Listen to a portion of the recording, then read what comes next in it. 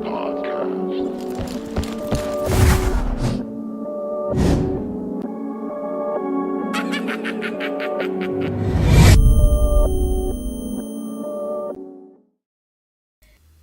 What's up, and welcome to the Above Limits Podcast. Today, I'm trying to understand this new outrage with Trump and people that disagree with Trump, where they're trying to explain to everybody that agrees with Trump's policies that we need to stand up to Saudi Arabia. Now, let's understand who Saudi Arabia is. They're probably the wealthiest countries in the all of Arabia, and I'm not just speaking wealth within the government. I'm speaking wealth within its own citizens. Not only is its government wealthy, but its citizenry is wealthy. The reason being is because they control most of the oil that is flowed through the main superpowers throughout the world. So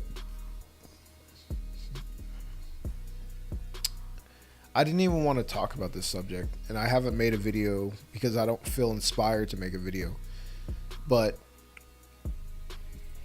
when dealing with leftists, when dealing with people that disagree with how I believe, I'm forced to have to talk about this. And what I'm gonna have to bring up is their argument is, well, Trump's not doing enough, and that I believe there was a comedian who spoke up against Trump that he's bought and paid for by the Saudis and other comedians that are leftists. They say the same thing, or Democrats, whatever. They say the same thing, that he is, under the control of the Saudi Arabian government. You have to think of things in the grand scheme of diplomacy, the grand scheme of the greater good of for the American people. Now, I'm going to go ahead and say that I'm going to pose this argument, okay? The reason why you can't just go up against the Saudi Arabian government, start issuing sanctions and issuing punishments, is because these people do things because they have leverage. They have the ability to counter any type of punishment, making them untouchable. This is simple logic. This is simple way of thinking. It's not that hard to understand that if one of the leaders of the price of oil, and there's also key economic indicators, which basically means markets, whether they be commodities, any type of exchanges, they are affected by drama. You know what I'm saying? So let's say the United States government goes and they start issuing sanctions against Saudi Arabia, one of the suppliers of oil, that there's going to be repercussions felt throughout all markets, meaning that the number one market will be your fuel prices, your that's where I'm coming from it. You cannot just say oh, we're going to punish Saudi Arabia without any type of repercussions or reaction to said punishment. Meaning, gas where I'm at is about $2.50 a gallon. Now, Ron Paul has said that it would be I forgot what he said percentage wise, but it would probably equal like maybe $14 for a gallon of gas. You know what I mean? If you want like a 400% increase because you want to issue sanctions and you want to talk tough as the leftists want, because that would be the perfect thing for the left leaning media groups, politicians, etc. They would love for a total collapse in the government and total collapse of the economy because of some action that Trump did. So they could counter with a an opposition, which would lead to possibly them having some type of power, which ultimately would lead to further totalitarianism, because that's all they are. They will be totalitarians in the future. So I'm gonna play this video, and I'm gonna go ahead and sum up while I'm getting this video ready. What my point of all this is that people like CNN, which we're going to watch a CNN clip, they want, just like when supposedly there was chemical attacks in Syria, they want the Trump to talk tough to the opposition without and everybody agree with them without them knowing blindly that they're going to be that these other countries have leverage and there will be consequences to such big talk. So that is my point, is if you want higher fuel prices, which Trump will be in to blame whenever prices do go that high, then go ahead, keep on talking tough. So here's the video.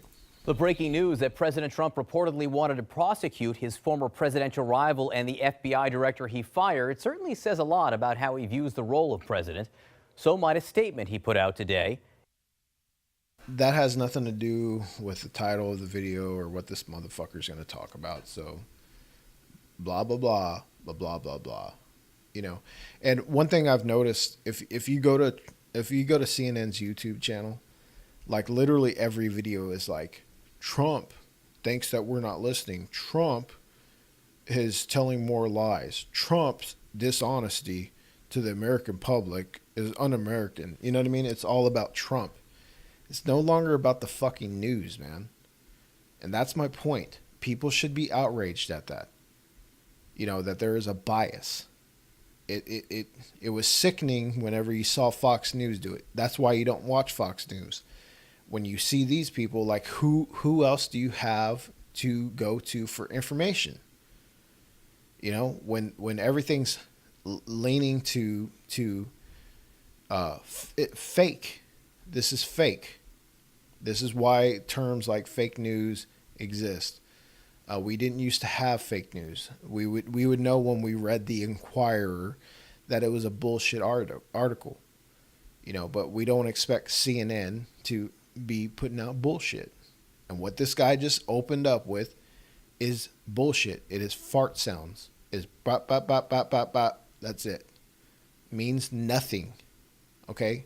And we'll restart it so we can hear this guy talk about nothing. President Trump reportedly wanted to prosecute his former presidential rival and the FBI director he fired. It certainly says a lot about how he views the role of president.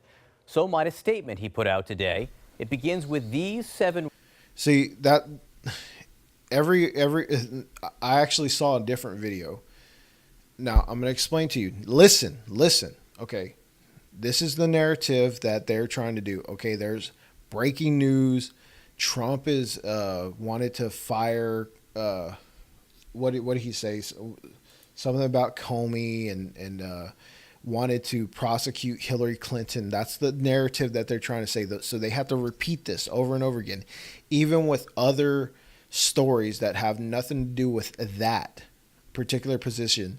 They have to imprint into your psyche. And literally it takes about 7 times for somebody to repeat something to you for it to be ingrained into your mind forever. Okay, so they just got to keep on repeating. The first step in hypnotizing somebody is repetition. So they're saying Trump wanted to prosecute Comey. Trump wanted to prosecute Hillary.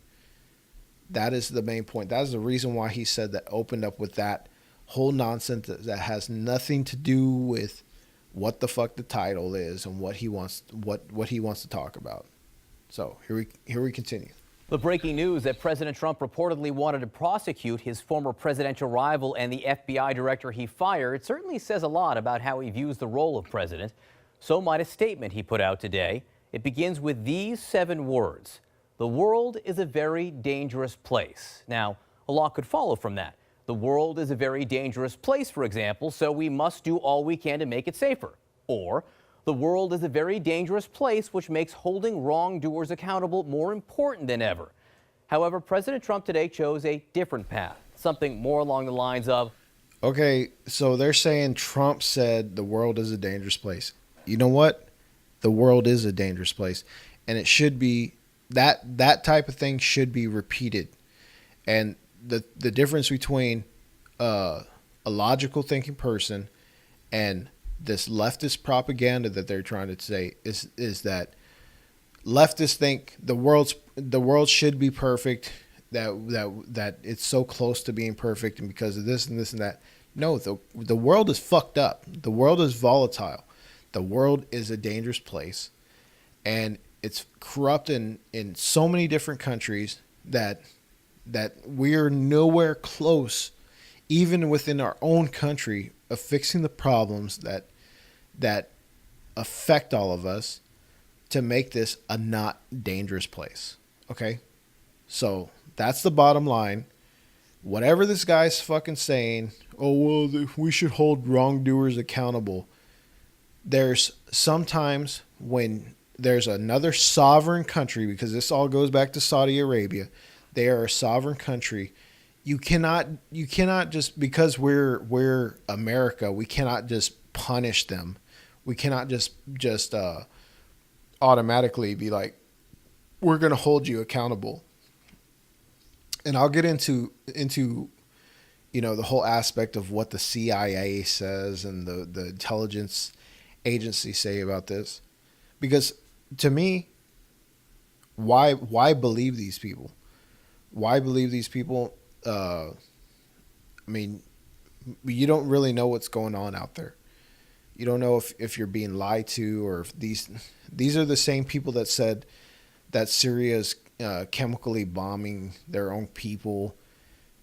When Trump's saying we'll leave Syria, like a day later they have chemical attacks that's going to put America back into the war.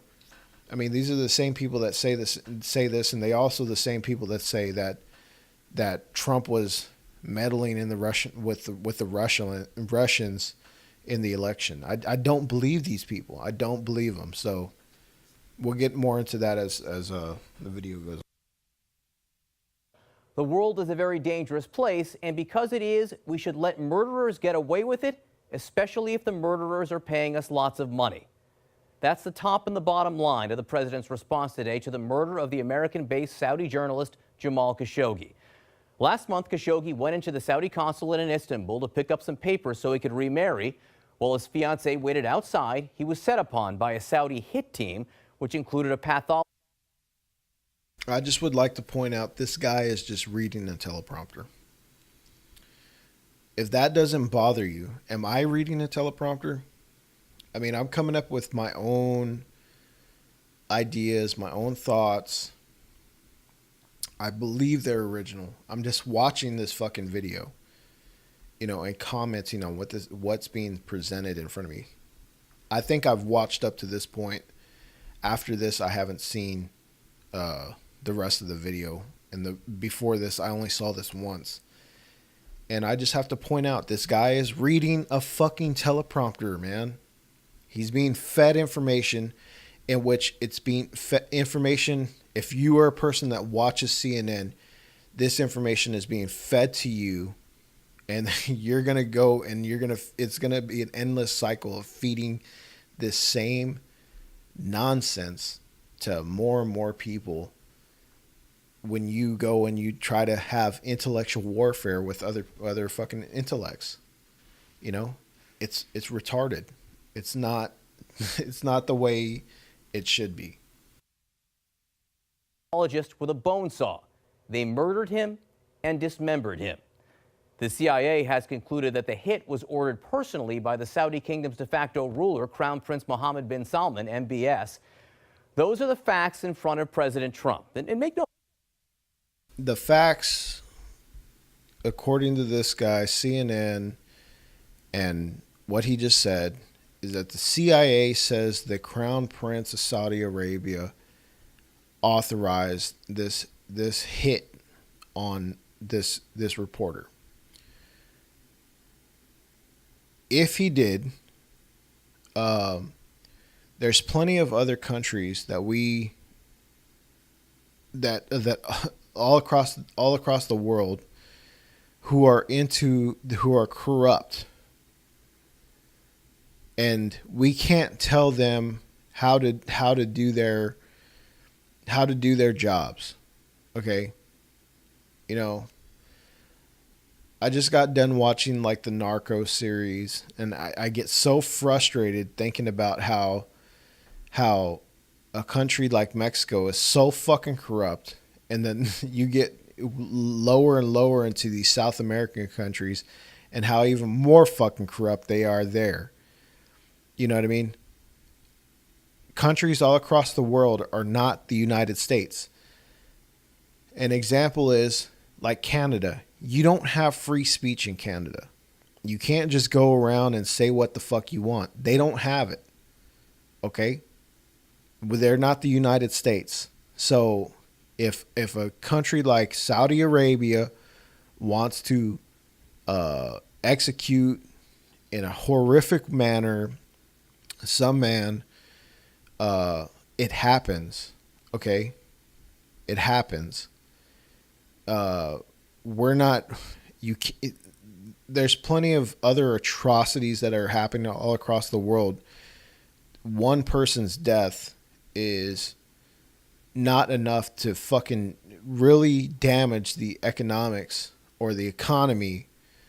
And yeah, it is about fucking gas prices. It is about money. Obviously, because I guarantee you if oil or if gasoline was $7 a gallon, there's a lot of people that are not driving their cars. If gas is $14 a gallon, you know what I mean? You will not be able to drive your fucking vehicle. And it will affect you personally. These people want to talk tough. These people want to blame the president. But this is the reality of the situation.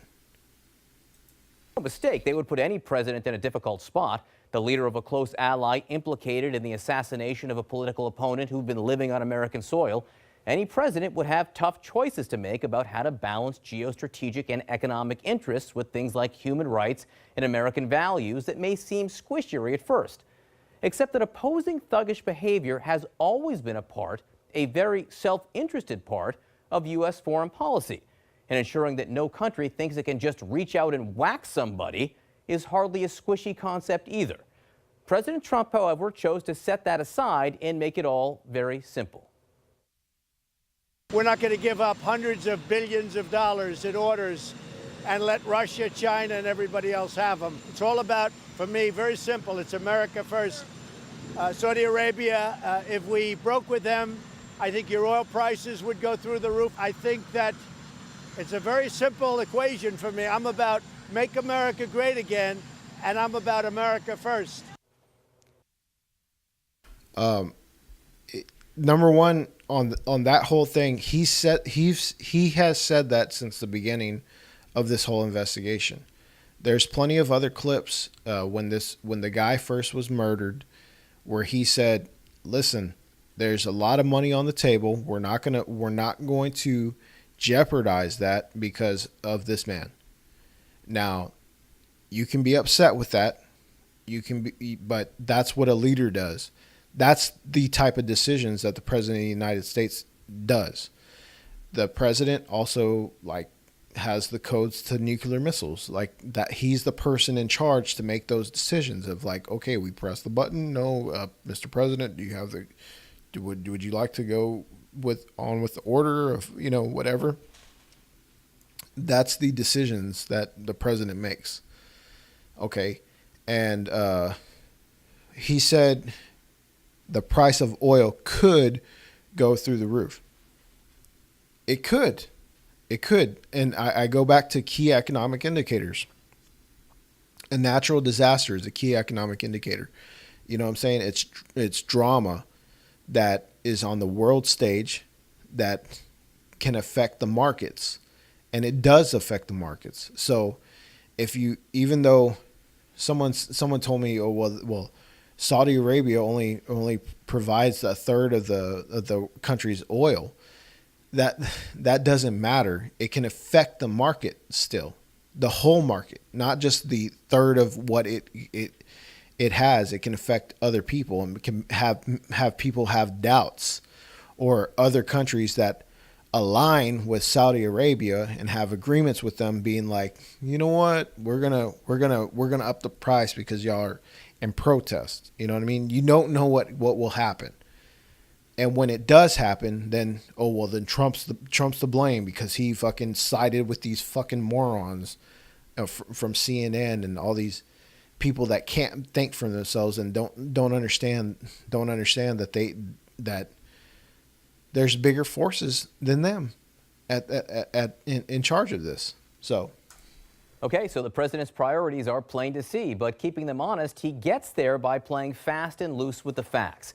That CIA assessment, which we and now other news organizations have confirmed with multiple sources, the president says never happened. They did not make that assessment.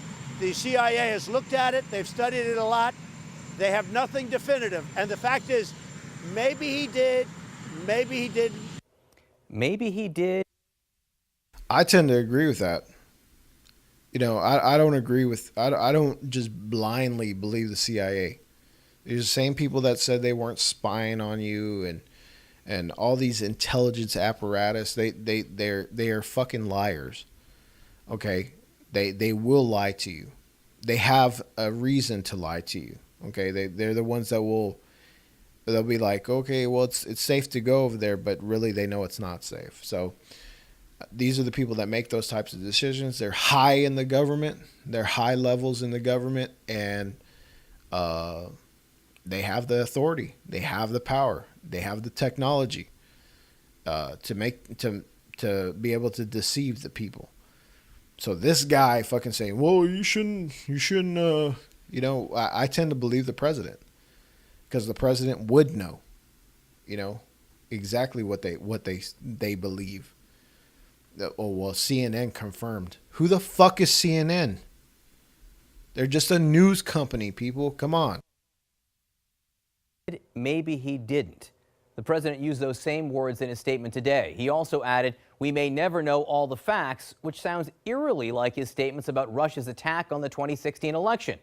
Keeping them honest, though, even if he doesn't know all the facts, he certainly does know enough. And according to the outgoing chairman of the Senate Foreign Relations Committee, he should certainly know better. Republican Bob Corker wrote, "I never thought I'd see the day a White House would moonlight as a public relations firm for the Crown Prince of Saudi Arabia."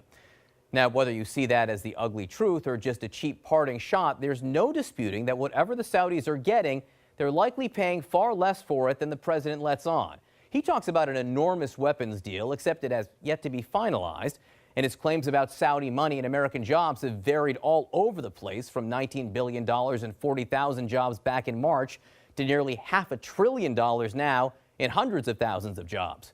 Putting America first, as the president says, may actually be selling America short, or critics say, selling American value short. The president, though, he famously sees a zero-sum world, a very dangerous place, and by his lights, he is navigating it in the best interests of the American people. But is that even accurate? Does he also have another motivation? Here's how he answered that when asked about it today. Just so you understand, I don't make deals with Saudi Arabia. I don't have money from Saudi Arabia. I have nothing to do with Saudi Arabia. I couldn't care less. Now, just for starters, that is all notably in the present tense. But it's also worth noting we have absolutely no evidence he's not currently benefiting from such deals. The president has not divested himself of his business empire. We have absolutely no evidence he's not currently in the present tense. But it's also worth noting we have absolutely no evidence tense. But it's also worth noting we have absolutely no evidence he's not tense. But it's also worth noting we have absolutely no evidence he's not currently. I repeated that a couple times because the words you use are important. They have no evidence that he is or is not or whatever the fuck this dude's saying. The president's telling you he doesn't have any. I mean, listen to the president. I mean, to me, he sounds truthful. Let's see. Just so you understand, I don't make deals with Saudi Arabia. I don't have money from Saudi Arabia. I have nothing to do with Saudi Arabia. I couldn't care less. Now, I believe him. I believe Trump. I mean, this guy saying he just doesn't. for starters, that is all notably in the present tense. But it's also worth noting we have absolutely no evidence he's not currently. It's also worth noting we have absolutely no evidence. That's the bottom line. So I mean, this is the type of stuff I have to watch this so I can present it to people. When these people, like, the reason why I'm even having this video is because this is the narrative of the day. You know, like, this is the type of shit I have to fucking discuss with people where they're like, well, the president is you know, he's a puppet for Saudi Arabia now. Well, I thought he was a puppet for fucking Russia. You know, or he was a puppet for fucking, he loves dictators and shit. You know what I mean? It's like, the bottom line is that these people will never be happy and they're fucking lying to you. And people that agree with them they're just so mad that Trump is the president that they will listen to anything these people will say and use it against Trump.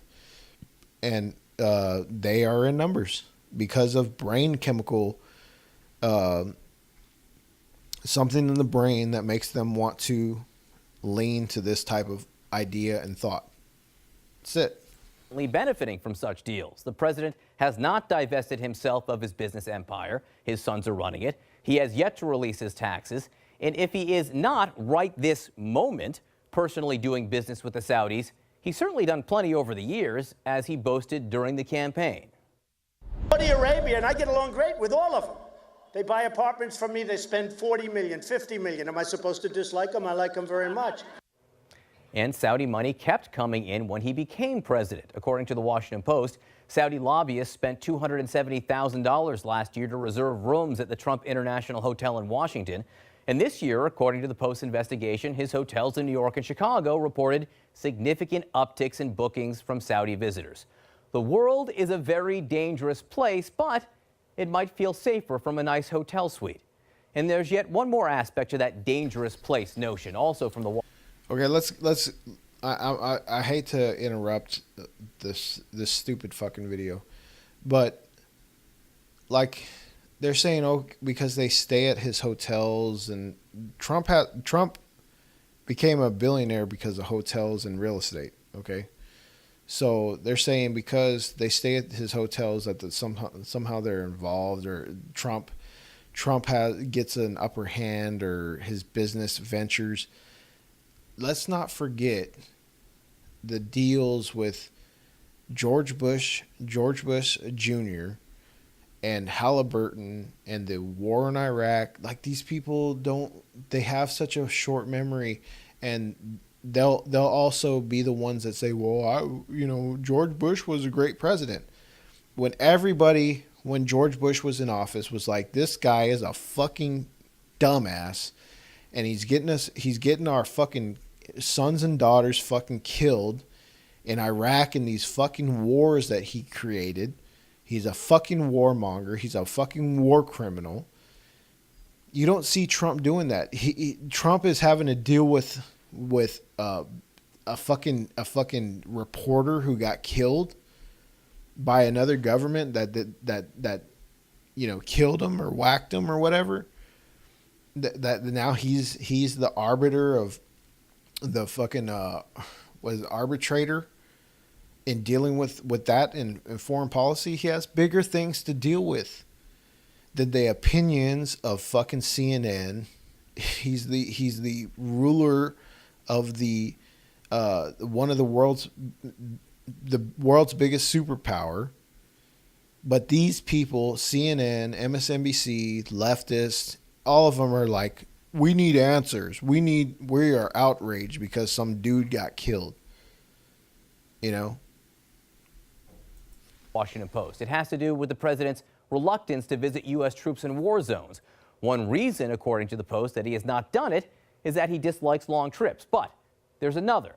The Post citing a senior White House official who says, quote, he's afraid of those situations. He's afraid people want to kill him. Dangerous place indeed. Wow, they started off this dumbass video with irrelevant talk, and they end it with the same irrelevant fucking bullshit. So this has been the Above Limits podcast. This video has been about today's grievance against Trump, that he's not doing enough against Saudi Arabia, and he's obviously a puppet of Saudi Arabia. The bottom line is that any type of Trump's stance is that he's not going to mess up any type of deals or mess with the markets that have to deal with how much you pay at the fuel pump for gas. He's not going to endanger that. You know what I'm saying? So if you think that he's going to do that, you're wrong. It's not going to happen. And that's the logical way to think about things. Why? Because the world's a dangerous place, just like they said in this video.